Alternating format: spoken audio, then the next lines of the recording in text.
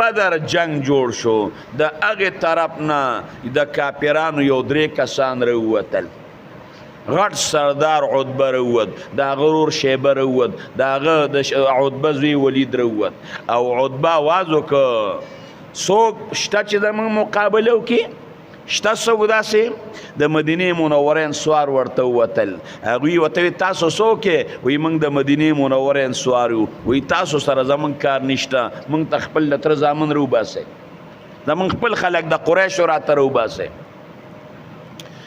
د دواړو جهانو سردار مبارک حمزه ته اخرج یا حمزه وځه علي رضی الله عنه ورته وایي پاسه بل یې دا تره زوی هغه ته وایي ته هم وروځه خو چې دا 3 واړه وروتل وایي څوک یې عتبه ورته وایي حمزه یم علي رضی الله عنه ورته وایي زه یم بل ورته وایي زه یم وایي باز زموږ په برابر عزتمن خلک راووته خو چې حمزه رضی الله عنه هغې عتبه ته ور مخامخ شو دا سر یې تیخ وغورځو عتبه مردار